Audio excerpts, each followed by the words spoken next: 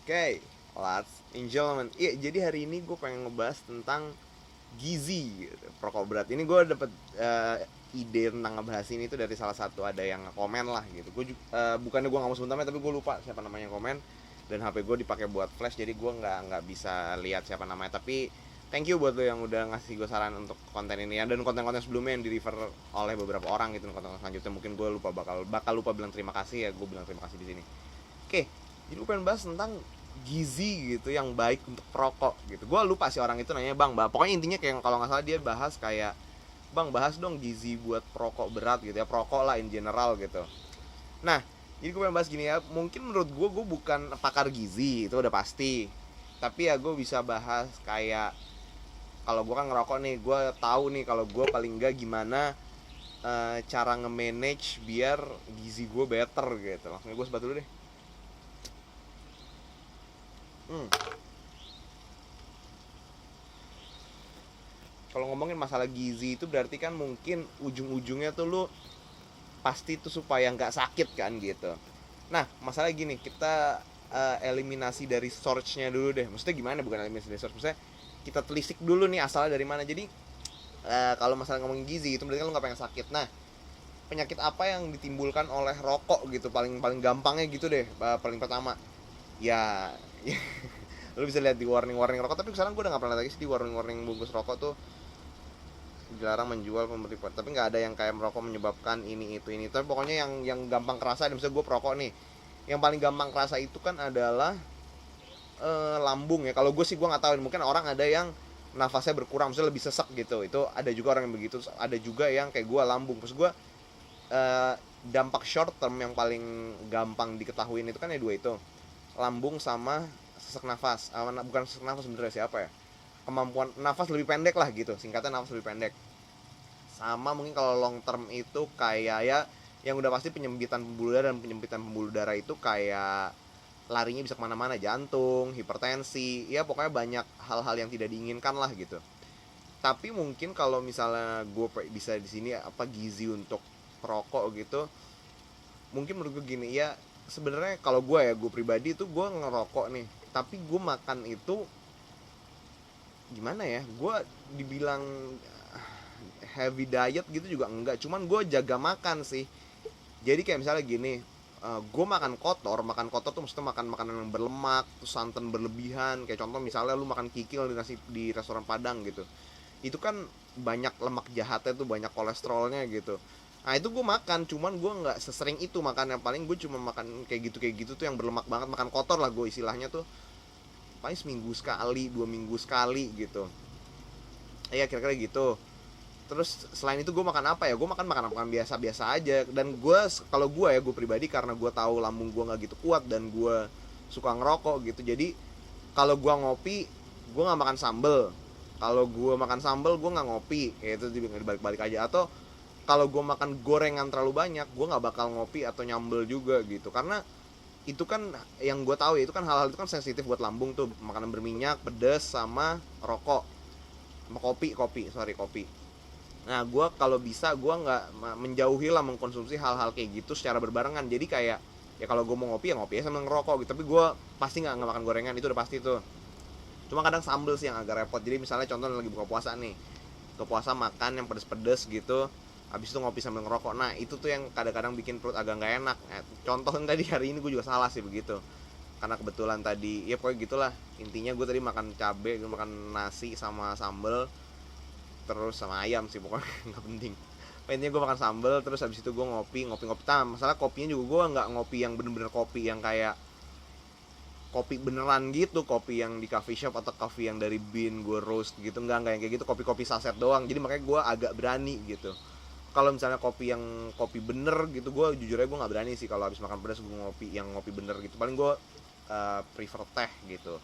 Ya mungkin ini gue nggak tahu sih ini gizi atau cuma preferensi makanan, tapi kayak kalau gue sih pilihnya gitu ya, terutama makanan berlemak lah. Karena kan gue pernah baca nih, smoking clogs your arteries. Jadi ya ngerokok tuh bikin arteri lo tuh, pembuluh darah lo, peredaran darah lo tuh terhambat gitu. Ya gue nggak tahu ini bener atau emang cuma klaim, tapi ya kita asumsinya worst case aja lah. Jadi kayak jangan dianggap remeh gitu. Nah ya maksud gue kan bukan cuma ngerokok gitu yang clogs your arteries gitu. Terutama makanan berlemak menurut gue lebih riskan untuk clogs your arteries. Tapi kenapa nggak dilebay-lebayin gitu? Kenapa nggak di setiap gorengan tuh ada fried food clogs your arteries gitu? Kenapa nggak ada kayak gitu? Nah maksud gue gini, gue untungnya gue nggak tahu sih, dulu tuh gue kan badan gue pernah gemuk, itu gue makan apa aja semua gorengan gue makan banyak. Cuman sekarang kayak untuk makanan-makanan kayak gitu tuh gue ngebatasin karena apa ya, kayak di alam bawah sadar gue tuh gue udah pikirin nih makanan kayak gini nih nggak baik gitu kalau gue sering-sering. Kalau sekali-sekali ya nggak masalah lah. Dan akhirnya aja lama-lama tuh gue jadi kayak nggak pengen banget gitu makan makanan yang kotor gitu ya, kecuali gue lagi pengen ya. Itu kalau lagi pengen tuh lain cerita. Maksud gue bukannya gue bukan tipe orang yang sama sekali, oh gue nggak makan gorengan sama sekali, oh gue nggak makan ini sama sekali. Gue nggak yang kayak gitu. Maksudnya kalau gue lagi pengen makan ya gue makan, cuman gue udah taruh di mindset gue nih nggak boleh makan kayak gini sering-sering gitu. Jadi gue secara otomatis gitu gue kepengen kayak gitunya tuh nggak sering-sering banget gitu ya. Paling yang kayak gue bilang seminggu sekali, 2 minggu sekali, atau kalau gue lagi pengen banget bisa nih seminggu 2 kali 3 kali. Tapi kayak sebulan itu udah nggak lagi gitu. Jadi gue pakai jatah buat sebulan. Tapi gue itu nggak gue pikirin sih, itu kayak gue taruh di alam bawah sadar gue aja. Jadi itu otomatis gitu. Jadi karena maksud gue gini, ini gue yang ada apa ya, ada semacam perkataan gitu, quotes yang kena banget di gue kalau nggak salah baca itu ini cerita ini tuh dari seminar Warren Buffett. Nih gue sebat dulu deh.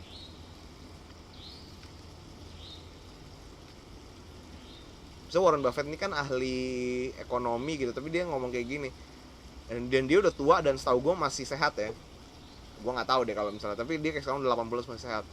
Dia lagi seminar, dia nanya, kalau misalnya nih lu keluar dari ruangan ini, lagi seminar maksudnya, lu keluar dari ruangan ini, terus lu gue suruh pilih satu mobil dan lu cuma bisa ngendari satu mobil itu doang sampai lu mati gitu. Nah, lu bakal pilih mobil apa? Rata-rata ya orang-orang pasti pada bilang kayak misalnya Ferrari apa gitu. Pokoknya intinya mobil yang bagus-bagus, yang keren-keren gitu. Nah, ternyata ini gue kira itu tadinya tuh maksudnya mau analogi buat ekonomi gitu, kayak kalau gitu lu beli saham yang kira-kira fundamentalnya bagus atau gimana. Gue kira bakal kayak gitu, tapi ternyata ini ngomongin tentang self care gitu. Jadi kayak dia ternyata tuh ngomong itu kayak kalau misalnya lu pilih mobil yang bagus gitu, ini sama aja kayak lu dalam kehidupan ini lu cuma dikasih satu badan. Nah, badan lu ini ya terserah lu mau badan lu ini jadi liabilitas, jadi beban buat lu sakit-sakitan, misalnya arteries lu clogging terus, atau pokoknya jadi sesuatu yang jadi beban hidup lu lah, atau suatu hal yang emang kayak mobil gitu, membantu lu berpindah tempat, transportasi gitu-gitu. Pokoknya mau mobil lu bagus atau jelek, badan lu atau bagus atau jelek itu lu yang tentuin. Karena ini dan mobil ini, badan lu ini nih, lu tuh terperangkap di badan lu ini selama hidup lu gitu, sampai lu mati itu lu ada di badan lu itu. Jadi ya selalu nih lu mau hidup di badan yang bagus atau badan yang jelek gitu, badan yang sakit-sakitan atau badan yang sehat. Nah, gue semenjak baca itu gitu, gue kayak oh iya nih bener juga nih. Gue jadi mulai apa ya, mindset gue tuh deep down gue berpikir kayak oh gue nggak boleh terlalu kasar sama badan gue. Maksudnya gue nggak boleh terlalu hidup asal-asalan gitu. Emang hidup asal-asalan tuh jujurnya menurut gue lebih enak, tapi itu nggak bagus gitu sebenarnya. Karena apa ya, ya kayak balik lagi kayak itu perkataan Warren, kalau nggak salah sih Warren Buffett, gue lupa. Seinget gue sih Warren Buffett, karena waktu itu gue lagi ya pokoknya lagi belajar gitu, terus gue kayak oh ini dia nih. Jadi gitu, kalau nggak salah sih dia, tapi kalau misalnya gue salah mungkin tolong dikoreksi aja. Nah pokoknya gitu. Terus jadi kayak itu yang hal yang bikin gue mikir, kalau gitu ya gue hidup di badan gue ini sampai gue mati gitu ya. Terserah gue, gue lebih pilih gue tinggal di badan yang enak. Gue lebih pilih mengendarai mobil yang bagus gitu dibandingkan mobil yang asal-asalan gitu, yang asal ada gitu. Jadi gue lebih memilih itu gitu mungkin kalau menurut gue.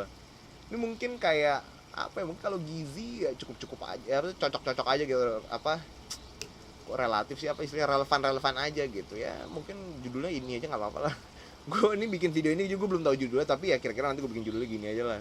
Ini gue kan sebat lebih dekat, jadi gue pengen tahu lo nih, lo kira-kira gue bikin produksinya gimana gitu.